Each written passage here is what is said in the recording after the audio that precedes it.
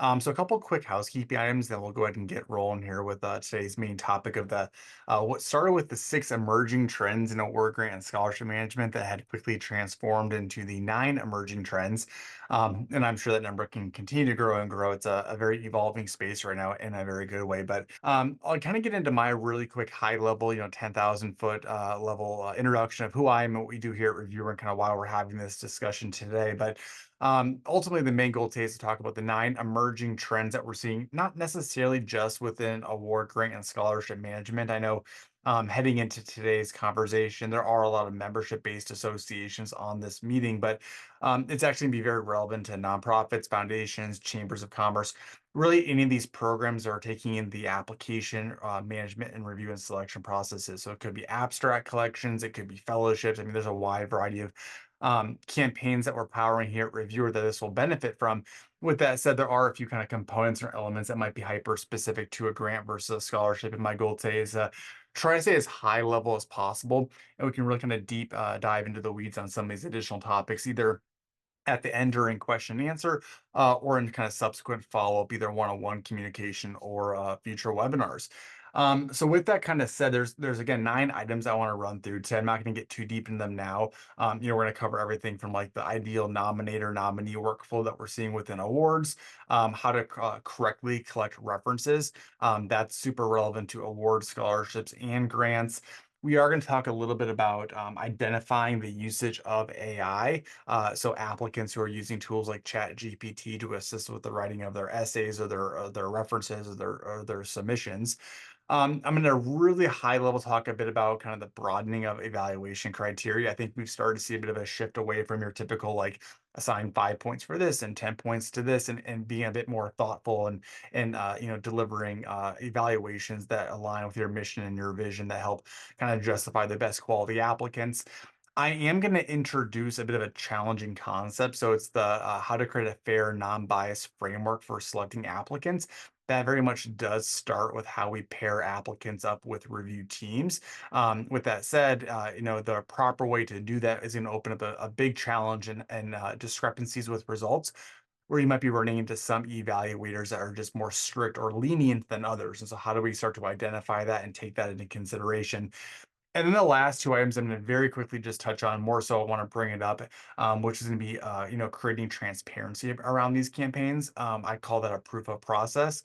And then I think at this point in time, we're all very well aware that data security and privacy should be at the forefront of these conversations. We won't get too deep in the weeds on that today, but I will just kind of reference, some of the industry kind of gold standard certifications and audits that you should be looking out for with all these different types of campaigns. So with all that said, I'm gonna go ahead and kind of give my quick introduction. Again, I do have that chat open, so if you have any questions or comments or things that you want to add, please do at any given time. So my name is Kyle. I guess technically I'm the CEO here at Reviewer. I've been doing this now for over a decade and kind of very passionate around why we built the company. So, 10 to 12 years ago, our team was very actively involved as part of the volunteer committees and awards, grants, scholarships, funding opportunities, all these campaigns that we're all talking about here today. And as a volunteer back in 2012, these programs are done through paper. So we literally had hundreds and hundreds and hundreds of binders being mailed to our doorstep. And as you can imagine, it was extremely overwhelming to be trying to carve out time in our daily life between our families and our work obligations, plus our volunteer hours. But at that point in time, there really weren't any other alternatives. With that said, there were some challenges that started to come into play, and that actually does kind of bleed into today's conversation where I mentioned transparency, right? We were a volunteer for mission-driven organizations, and quite frankly, if it's a scholarship program or a grant program or whatever it might be, those that get selected are very well on their way to success, right? And so, how do we provide value to the 95 other people that don't get selected? So we were actually trying to handwrite notes and feedback and insights into why we were selecting people the way that we were in hopes that that feedback would make its way back to the applicants for some type of self-development. As you can imagine, when that's being done with pen and paper and binders, it just didn't occur. Really, the straw that broke the camel's back for us and why we're sitting here today in this position is we started to see these really terrible things popping up. Again, this is relevant to awards, scholarships, grants, abstracts, fellowships, you name it. We saw two really terrible things happen from a review committee perspective. Number one, is we started to see biases bleeding into the review and selection. It could be demographic details, it could be personal biases in relationships with other candidates that would negatively influence how evaluators are making selections. We also started to see organizations using a wide variety of tools. So emails, downloading of documents, spreadsheets, AMSs, right? All these platforms that were not intended for the task at hand that actually made the volunteer life more challenging. Because at least with the binders and centralized paper, it was all together. Now we're using 9 different tools, none of which were intended for the task at hand.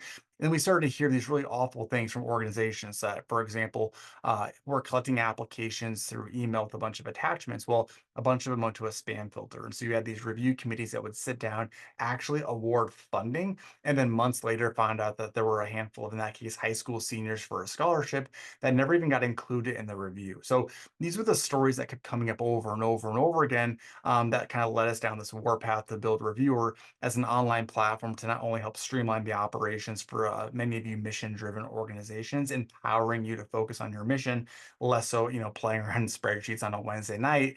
But more importantly, or equally important, is how do we elevate the experience for the applicants, the board members, the volunteers, and the committees that are involved. And so, I'm very passionate about what we do here at Reviewer. Again, it's a software company that was built out of pure necessity in the space.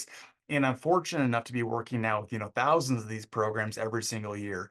And the reason why I bring that up is I've seen so many very unique and powerful use cases and impactful programming that we start to identify these trends in the space that continuously pop up. And so part of our onboarding process with all of our clients isn't just, setting up the platform, but it's also kind of a high level audit of what it is that you're up to, how you run your programs, what you want to do 5 years from now, and then starting to dig into these trends and these best practices that we see on a daily basis and try to bridge the gap between your brain, our brain, and kind of the industry in general.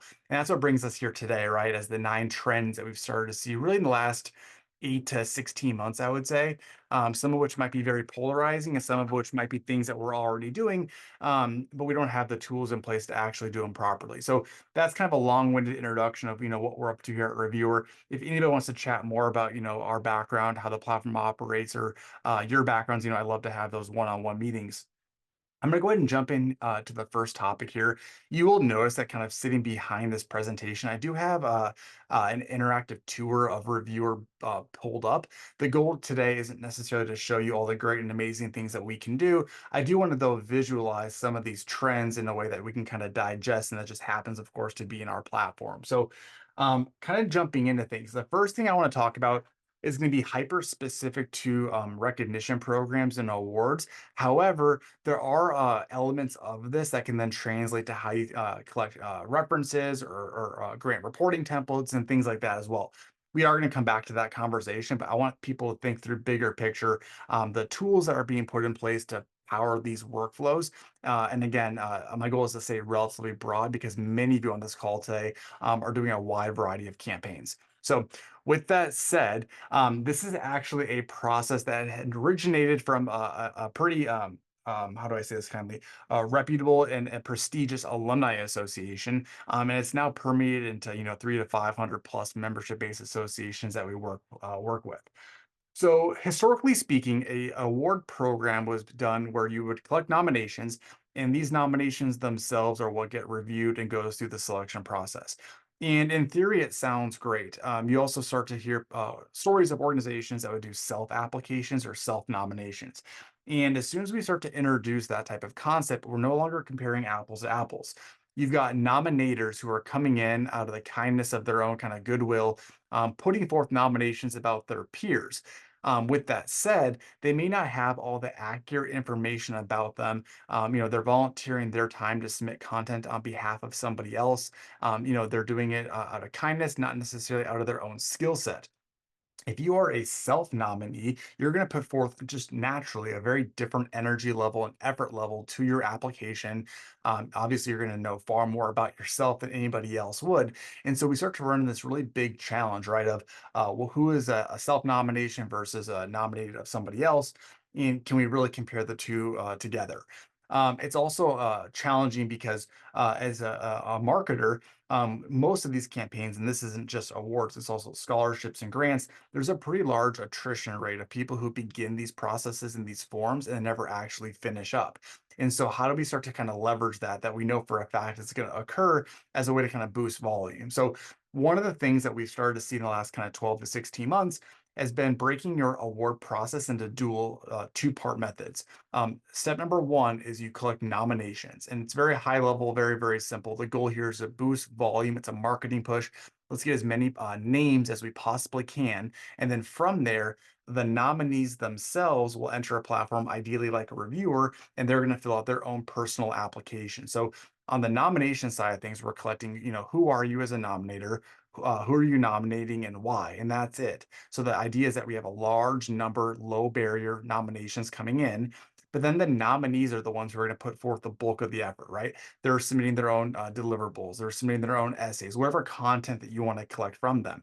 So we're putting the effort on them. We're also now ensuring that the data is going to be extremely accurate. We're putting the ownership on them. And then when you go to do a review and selection process, you absolutely can still leverage the data from the nomination, but now you're comparing apples to apples because the end source will always be the nominee. You can also kind of go a hybrid approach as well, where as you enter these programs, maybe the very first question in the submission workflow is, what is this? Is this a nomination on behalf of somebody else, or are you nominating yourself for a self-nomination? And if I choose I want to nominate somebody else, then obviously they fill that out.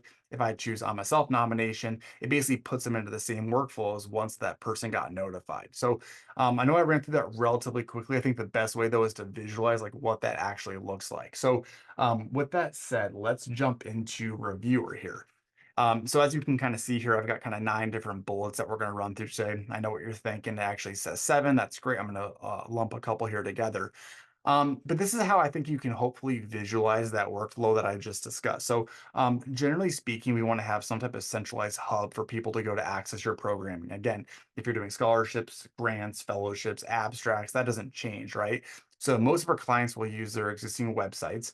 And on their website, they're going to have a section that says, click here to apply. It's going to have all the content about their program. You've got strong branding and content control. So let's leverage your existing web presence.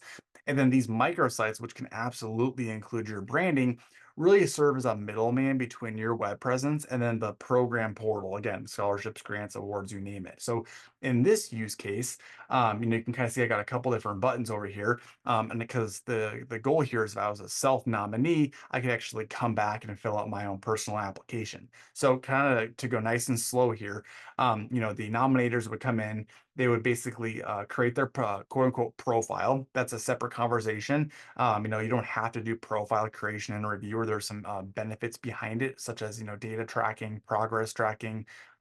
People can save, they can log out, they can come back later. But the general goal here is we have to lower the barrier for the nominator. If you transition to this model, the goal is two parts. One is to increase the volume as much as humanly possible. And then number two is get the most accurate data as humanly possible. So Nominator comes in. And again, this is an actual example of an organization that's working with a reviewer where the nominator will very quickly put in who they are. They're going to put in who they're nominating. And then at a very high level, they're going to put in why they're nominating them. So this could be, short answers, essays, bullet points. The robust nature of this component is going to be dependent upon how much of the nomination form you want to be included in the selection process. So if you're using it purely for marketing purposes, let's not do too deep into essays here. But if you do want to use this either for marketing, post-selected marketing, here's the great things that our nominator said, or if these essays are included in the judging process, then naturally you might want to ask for, 3 to 5 additional questions here.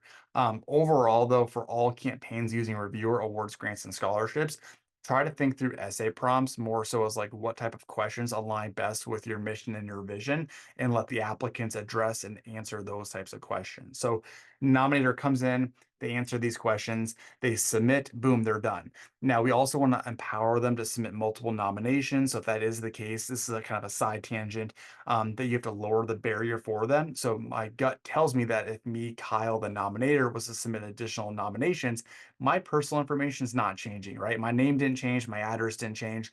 And so the system can actually carry that information over. And then from there on out, they're only going to be submitting whatever's unique about that nominee, right? So they can click add another nomination. Now, what's happening behind the scenes is either one of two workflows. Either completely automated, an email trigger could go out to the nominee saying, "Hey, you've been nominated for this year's, 2024 award program. Click here now to fill out your or accept your nomination." Alternatively, we have a lot of our clients that will take in all these nominations.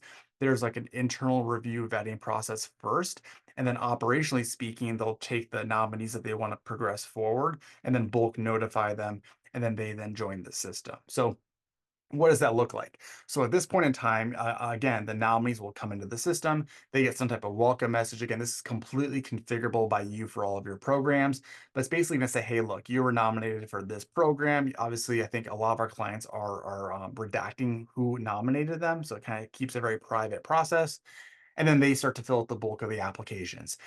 So at this point in time, this will really become completely customized based off of your desired workflows. This is a pretty common form where you're going to collect up-to-date information about the nominee. This in itself might be one of the main reasons why you want to consider this workflow. Over time, things change. Nominees' information changes. They get married, they move, they get new jobs, whatever the type of campaign is. And so it's a way for you to kind of update your own personal records with up-to-date content about them. As I progress on, you get into your short answers and your essay questions. I do want to kind of tease here just a little bit that there is a common trend that essay prompts are now being derived from things like Chat GPT or Claude or these AI tools. So we'll kind of come back to that here in just a little bit. But making it very easy for your nominees to work at their own pace. They can save, they can log out, they can come back later. We'll get into like things like file uploads. You will see here that we have a reference request component. I would say that 90% of scholarships do references, probably 60% of awards do references, and a large number of grants as well do. Most call for abstracts and speakers use references, so do fellowships. And I know what you're thinking. This looks very weird because traditionally speaking, the reference will either be submitted to you directly from the reference themselves through things like email, which is extremely problematic because now you're probably trying to figure out, what references belong to who. You have to download things, remerge it, or it comes directly from the applicant themselves.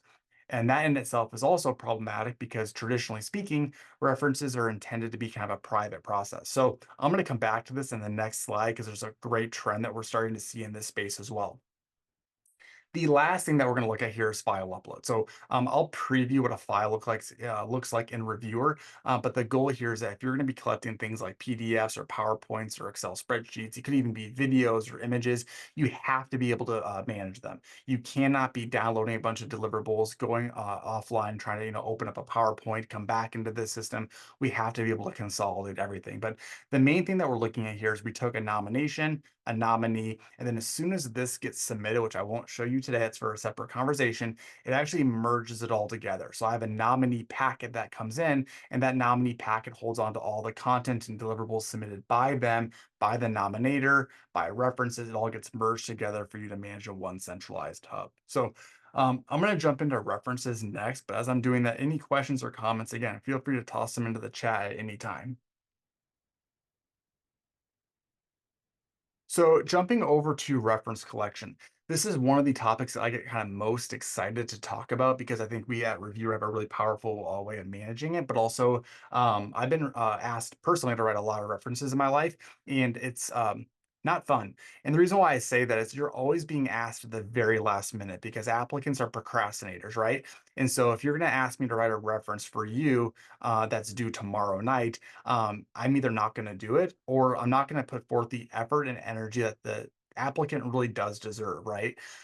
It's also becoming a big problem because historically speaking, references are letters and they're being submitted from scratch. Now, you might have people who are asked all the time who have some type of template that they fill out, but the challenge that we're running into is that a reference being submitted is often a better reflection of the person writing the reference, not about who it's for.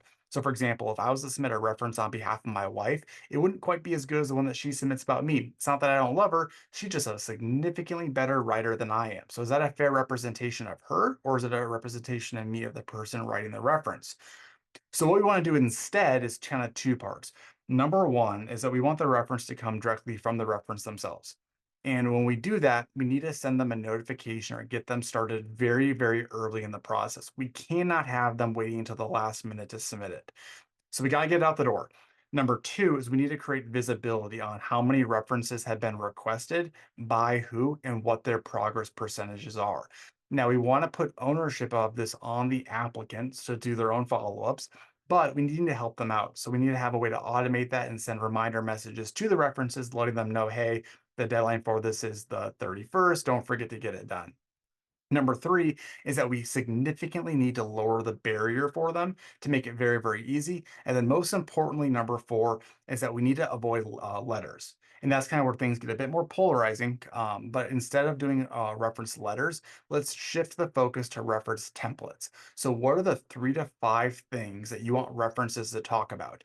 That way, it's A, easier for them to fill out. And then B, when you go to review these applicants, every single one of them has the same data associated with them because all the references answer to the same 3 to 5 questions. So again, this is a trend that is becoming extremely popular. I think it's quite frankly the only way that references should be done nowadays. So again, what does that look like? So jumping back into reviewer, if you remember, here's our submission form. And there's a component at the bottom where we're requesting references. Now, bigger picture, this can be used for things like parent forms. It can be used for transcripts. There's a lot of other use cases. Ideally, though, that this reference request is done right away in the form, right? So if you have a 10-page application form, toss this on page 2. Again, the idea behind that is that the applicant filling out their form puts in the first name, last name, and email address of the person doing the reference. As soon as they progress forward, it can trigger a notification that goes out. So in this use case, I got Michael Scott here, the applicant, who is requesting a reference from Dwight. As soon as this goes out, Dwight will get an email saying, hey, Dwight, you've been requested to submit a reference on behalf of Michael Scott. Click here to do so. Now, as soon as Dwight clicks on that link, instead of going to some type of page to upload a file, Dwight is now going to be brought right into the reference template. So we have a bunch of these already pre-built in Reviewer for people that are interested in it. But again, it's like, what are the 3 to 5 things you want them to talk about? We've started to see a lot of what I call like reference scorecards. So the person submitting the reference is actually scoring the applicant, and that scorecard should kind of align with their application form. Like, what are the mission and vision? What are you trying to collect, right? It could be a combination of both. But as you can see here, as a reference, it's extremely simple, right? They can sit down on their tablets, they can toss in their name, they can answer the 3 to 5 questions. And then once they submit it, and yes, you can absolutely still do letters. Maybe you want to make that optional instead. But as soon as this gets submitted as an operations team, you're not able to manage it. So I know what you're thinking.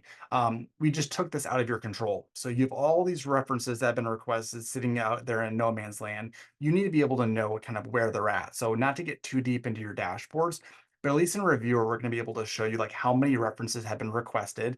Are they done or not done? If they're not done, who's not done, and how far have they made it? So you can create automation that says, every 3 days, send a reminder to the reference until it's done. But also from an applicant's perspective, they can come into their own portal. They can view if the reference is done or not. Probably not the content of it, right? We want to keep it private, but at least the status. That way they can do their own follow-ups as well. So great, we show you visibility, but how do you actually visualize what the submitted reference looks like?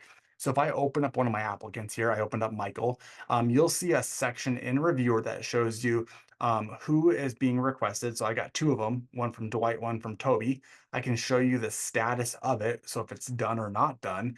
And then if I press view, I can actually open the content of it. So this is the exact reference that Dwight had filled out for Michael right in Reviewer.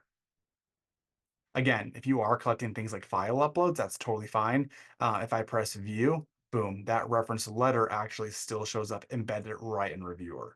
So, I mean, already we've talked about some pretty cool things where we've got potentially nomination forms, application forms, and references and file uploads all being merged in real time together without really any human involvement whatsoever. So moving on to the next thing I want to talk about, it's AI content detection. My goal today is to kind of go through maybe 45 minutes or so we can do a lot of question and answer. We are launching here, hopefully in the coming month or two, a brand new tool called Sidekick, which is intended to help you identify the utilization of AI in these applications. It is a very polarizing topic at this point in time.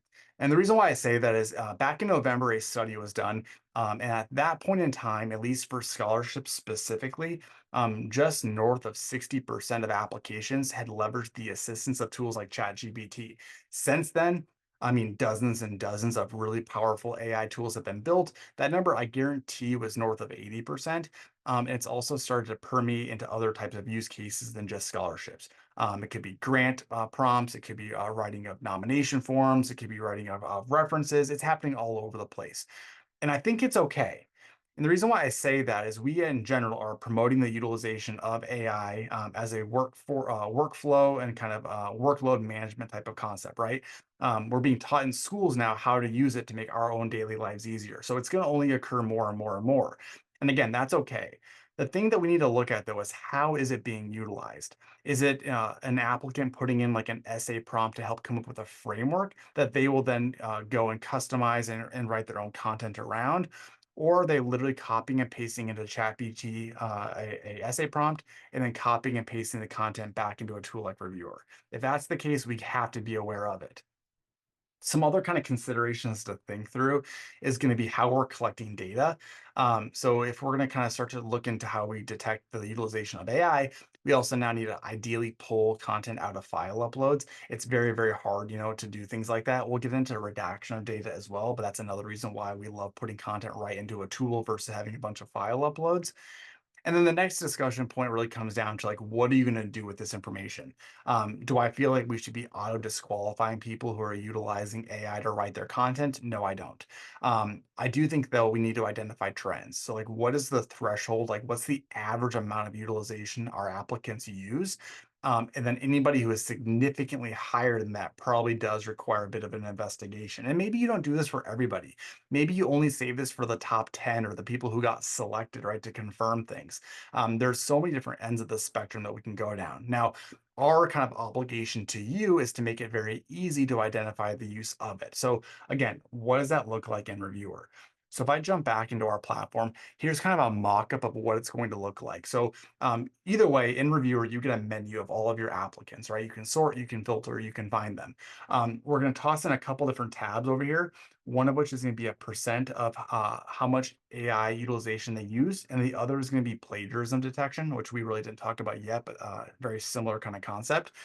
One that's actually easier to identify as well. And so the goal here is that we can kind of visualize and filter from high to low, like who has used what percent of their form is used by AI, and then we can create these thresholds. We can say, well, on average, 27%. So anybody that's over maybe 60%, let's investigate further on.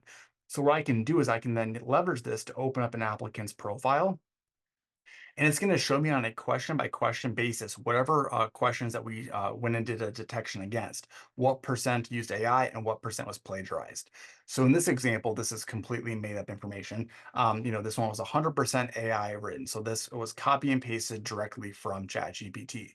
I can then click on it and it brings me into the results. So I can tell you exactly how much of it was AI derived versus how much of it was manipulated by humans, and I can show you, what was actually flagged within that essay itself.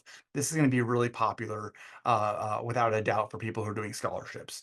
On top of that, if I go back, it's going to show me what percent was potentially plagiarized. Again, that one's much easier because now when I open this up, it's going to show me two things. One is it's going to show me what content was plagiarized. In fact, it'll show you how it was plagiarized. So if it was a one by one, identical match, if it was paraphrased, if minor changes were made, and then it's going to show you where it was plagiarized from. So we can actually see the source that it was taken from. It could be from Wikipedia, it could be from LinkedIn, right? There's a giant repository. I'm not going to get too deep in the weeds on this today. Just know that we're kind of at the forefront of this to make sure that we're leveraging as many tools as we can, because again, this is a very evolving space that we want to make sure that we're giving you both accurate data, as well as checking all the sources that are out there. So again, high level, I don't think the utilization of AI is bad in the creating of content. I just think we have to be aware of how it's being utilized and to what extent. Side note, a lot of our clients are also in the submission form right before you submit, adding a quick little checkbox. And they do this for a lot of things. I ensure that my data is accurate. I ensure that all my deliverables have been added. And then I'm seeing a lot of checkboxes that say I also attest that I didn't utilize Chat GPT to help me write my application. Sometimes that in itself will kind of scare people away from using it. That way you're more focused on having a higher detection scores.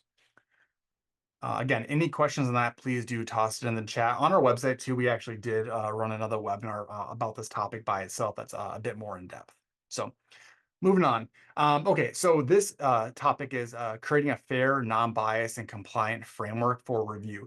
This, at its core, again, is why we built Reviewer. So again, we built Reviewer as a volunteer review committee member, and we got quite frankly fed up with A, how overwhelming it was for us, and B, how unfair some of the selections were in the programs that we were running. If your program doesn't do that stuff, kudos to you. I'm proud of you. But it's unfortunate and sad that it is a problem across the space in general. So if the goal is to create a fair, non-biased, compliant review and selection process, what do you need to do to get to that point? And I think that there's two kind of key core components. Number one is how we pair up applicants with individuals to review them.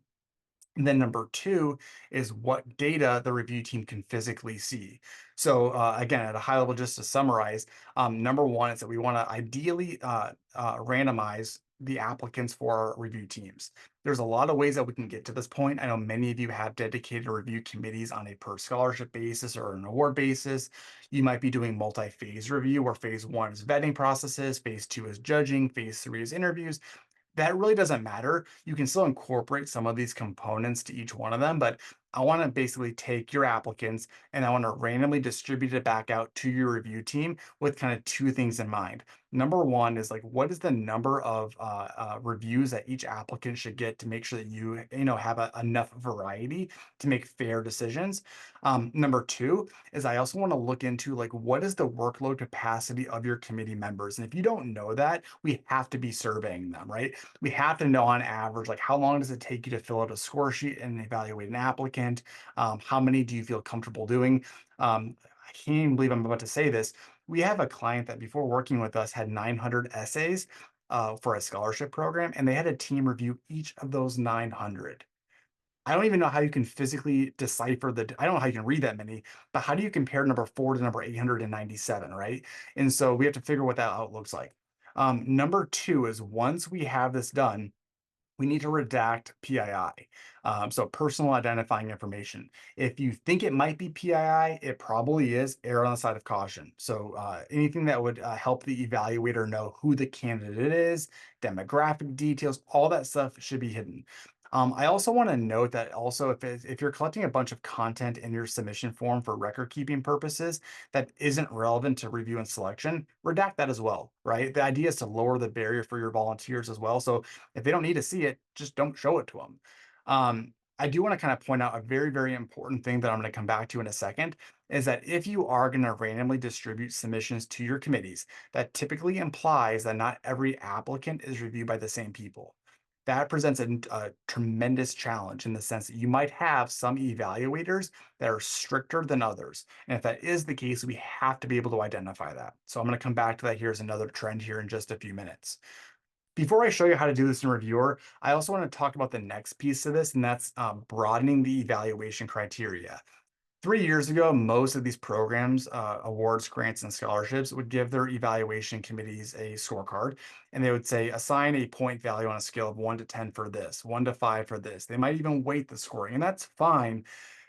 The problem, though, is that judges very easily get bogged down in numbers, right? So like what's the difference between a 7 or an 8? And as that point scale grows, like what's the difference between a 16 and an 18? And so there's some things that we want to kind of look into. It also depends on the type of program that you're offering.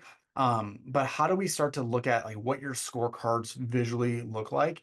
And I think it needs to be more of a direct reflection on the mission and vision of your organization. You're launching this program for a reason. You're asking your candidates to submit content and deliverables for a specific purpose.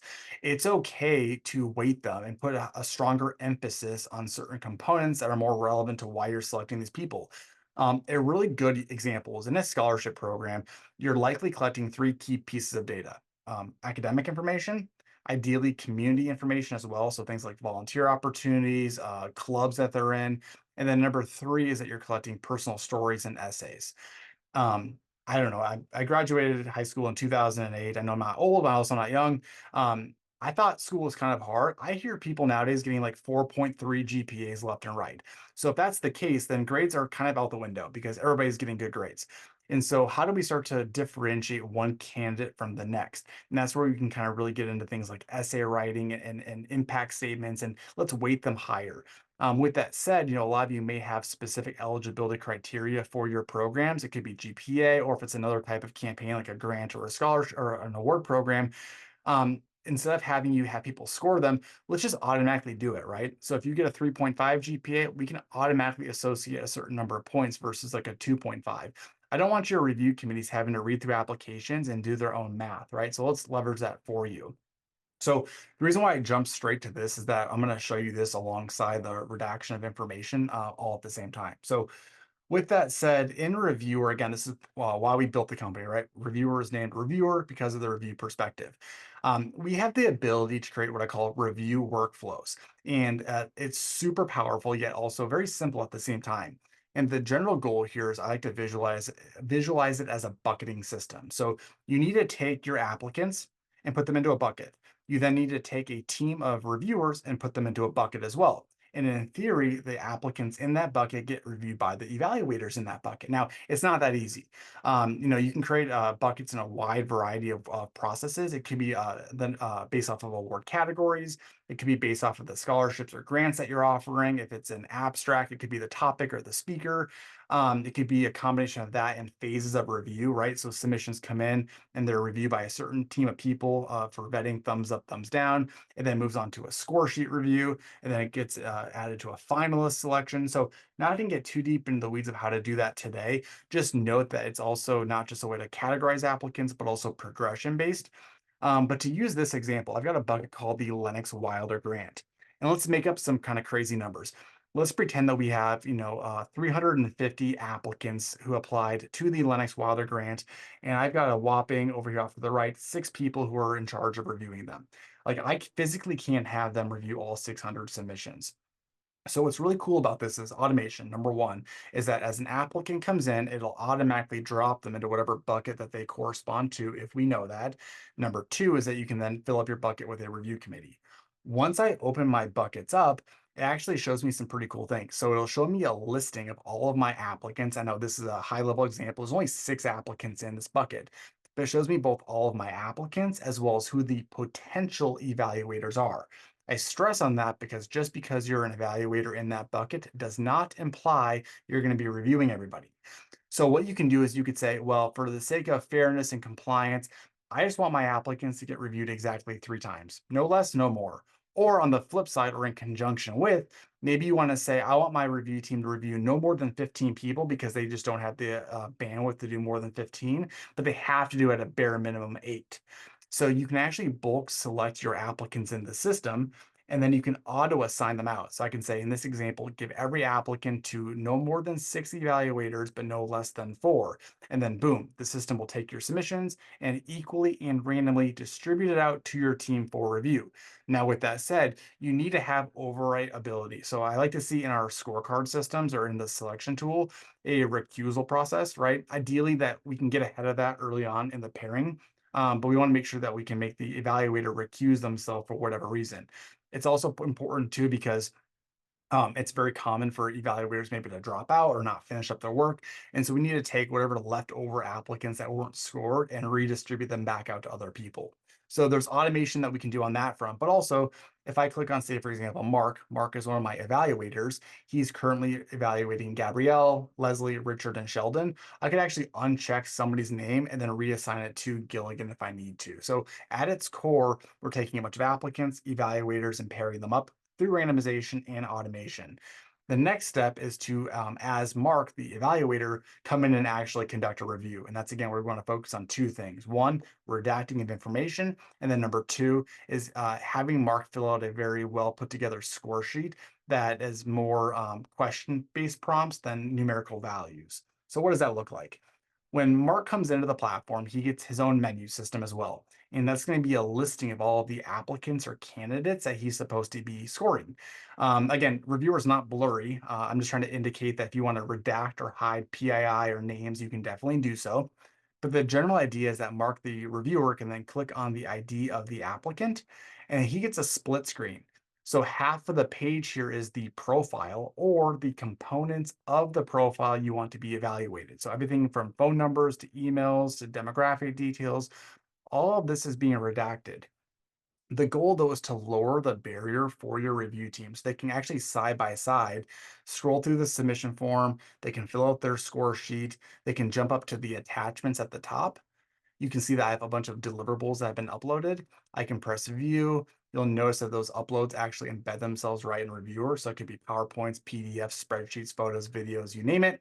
We talked earlier on about references, or if it's an award program, maybe you want the evaluator to also see the nomination that was filled out on behalf of the nominee. I can jump up to my supplemental forms. I can see a listing of all those additional deliverables. I can click view. And again, here's Ann Perkins. She submitted this reference letter or reference template, I should say. And then off to the right is my scorecard. Now you will see that this scorecard is not going to be assigned 10 points for this or 6 points for this. Instead, we have really well thought out questions that align with the mission and vision of the organization that actually pair up one to one with the submission form. Now, what's going to happen is the review team, much like your references I mentioned beforehand, there's answering a series of questions. It's a very similar concept. So from good to great or from good to exemplary, right? The evaluator is answering a series of questions. I do show you that there's a point value here. You can actually hide that if you want to. So the review team just answers questions. But the goal is that there's no spreadsheets and there's no math involved. What ends up happening, sorry, there's no math from your point of view involved. As soon as this evaluator is done scoring, they press submit, and then you as an operations team get this full-blown leaderboard. And it shows you on a per program basis or per phase basis, all of your applicants, the individuals that review them. We give you total scores, we give you averages, and then you can use this to make data-driven decisions off of the results. Now, to jump ahead even further, you will see here a really good example. I got Mark here that gave this a score of a 12, and Judge Judy gave it a 31. Like that's a pretty massive difference between scores. So then the question comes into play. Did Judge Judy just score this really, really well? Or did Mark, the judge that gave it a 12, just really hate it? Or what if Mark just never gives higher than a 15 and a 12 was actually really, really good? If that's the case, we got a big, big problem because now we have an applicant being penalized because we have an evaluator who, traditionally speaking, is a bit more strict than others. So that kind of brings us into one of the last things that we're going to look at today, which is the normalization of results. So again, the goal here is to identify kind of storytelling where I've got Robert, a judge, who maybe on average on a 30-point scale never gives higher than a 22. So if you got a 22, that's actually tremendous. But you got Barbara over here who is constantly giving out scores of 28s. So using a traditional judging methods, anybody who's being scored by the more strict judge, quite frankly, and this is we've seen this happen, will never be selected for a scholarship or for an award or for a grant. And that can't happen. That's extremely problematic. So how do we address that? We actually will give you what I call a normalization report and reviewer. And the way that this works, and I'm not going to get too deep into the weeds, I want to make sure we touch on the last two topics as well, is we're going to show you a listing of every single applicant that got evaluated. We're going to show you on a per judge, per question basis how they scored. What you really care about, and again, this is the trend that's been emerging lately, is this little green section. So we're going to take each individual judge and we're going to give you their averages. So I can see that Judge Judy on average scores about a 24.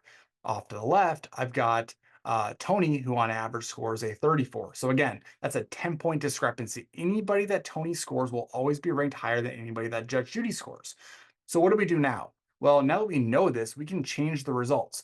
So now, instead of getting a score of a 24 from Judge Judy, that's now a 1 because that's Judge Judy's average, right? So now you get a 1. Anything that Judge Judy scores higher than 24 is now going to be like a 1.1. Anything lower than that's going to be like a 0.92. I'm making up some numbers here.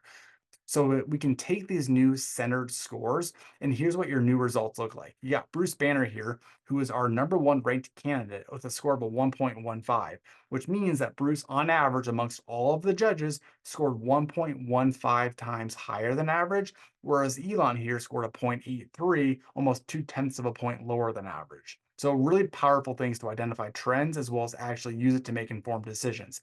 Many of our clients are combining this with that dashboard that I showed you to make kind of their own results and deliberate about the results themselves. So the next thing I want to talk about is measuring impact. This is going to be super relevant for you grant makers on this call today. I'm not going to get too deep into the weeds on this. We all know that when we launch these programs, we have to be able to report back to our team, was it successful or not? That's relevant for any use case. For your award programs, you have to be able to say, hey, did this help increase membership engagement scores? If it's for a scholarship, we can go back and say, do we physically change people's lives? If it's a grant program, and you have a $500,000 grant that you just gave out, how do you know that those funds were actually utilized in the way that we intended that matched your mission and vision? That's not rocket science. We all know that. So the challenge itself isn't reporting back, it's how do we collect the information from the applicants in a way that it allows us to report back. So at a very high level, we've talked about SMART goals in the past, like what are your specific, measurable, achievable, relevant, and time-specific results. We have to be very, very clear about the objectives and the goals of like the KPIs that we're going to be doing. But then again, the main thing I want to look at is how do we then equip your team as well as the applicants to collect the data to be able to justify those KPIs? Because we basically need to work backwards, right? So if you want to do an impact statement or a grant reporting template that shows the utilization of funds and did it meet or exceed the mission, what do we need to know to be able to do so? So I have written down here at a high level what a grant would look like. So for accountability, so the time period updates. So it could be once a quarter, it could be once a year, it could be once a month.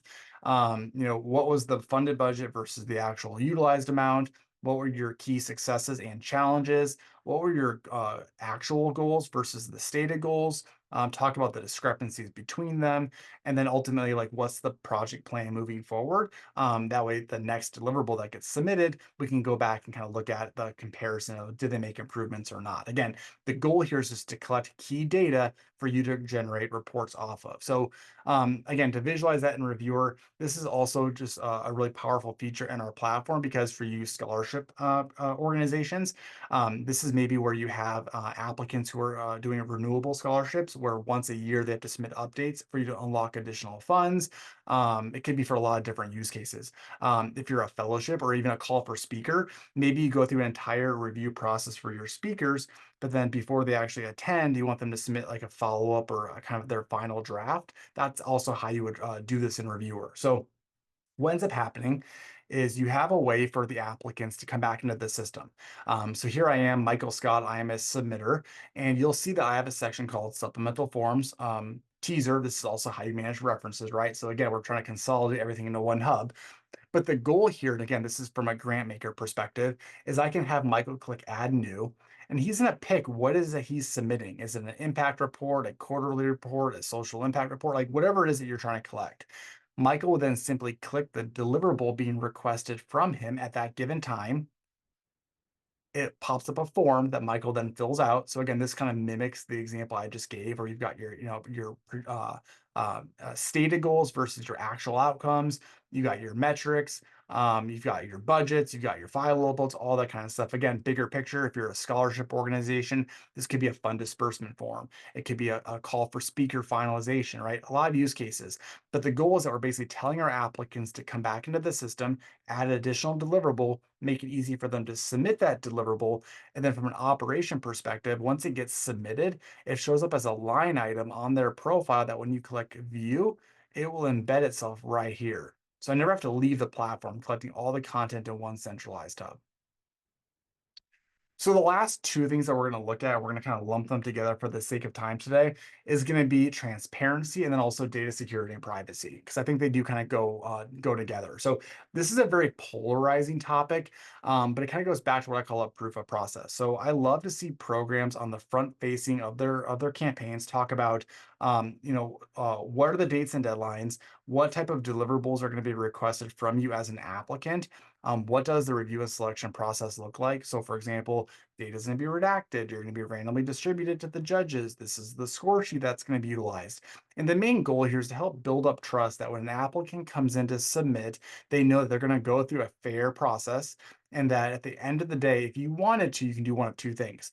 You could share back those results. So that's bullet point number B here, is that, or bullet point number A, is that you can kind of show, hey, when you submitted, you actually did go through these processes. The reason why this exists is that we've started to hear from people that, maybe in a scholarship that they didn't get selected. A parent calls them up and says, my daughter didn't get a scholarship, but so and so did. She's way better. Why is that? That was unfair. You scored her because of this reason. You can say, no, no, no. We have a proof of process. Here's the proof.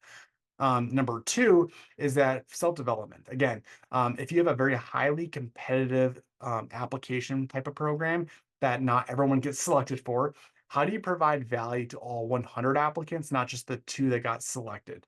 And so the idea is that your review committee can log their notes and their comments and their scores, and then in real time, you can share it back to the applicants. Again, there's a middle ground here where the applicants can physically see how they were scored. They can use it for self-development and they can go apply for funding elsewhere. They can reapply next year, whatever it might be. On top of that, too, just because we are kind of tight in time, is data security and privacy. It does go hand in hand because, believe it or not, a large percentage of programs that we work with in a survey, the data security policies in place could be a deterrent from the applicants even applying. For example, if you're a credit union running a scholarship program, it's very common for them to be very critical of the data security because their applicants need to be confident that when they submit very personal financial documents that it's has the security controls in place that are accurate. So for you, the main goal here is to basically say these are life-changing programs. A lot of times they're critical to your organization. They need to be treated as such. Data security and privacy cannot be overlooked. Specifically speaking, there are so many moving parts that are changing constantly. There's many acronyms: GDPR, California Privacy Acts. You can't be at the forefront of all of them, but our team can. And so leave it to the expert to make sure we're aware of like what's evolving in the space and let us kind of go out there and get audited. We'll do penetration testing. We're SOC 2 Type 2 certified, which is like the industry gold standard. So I'm going to leave it at that.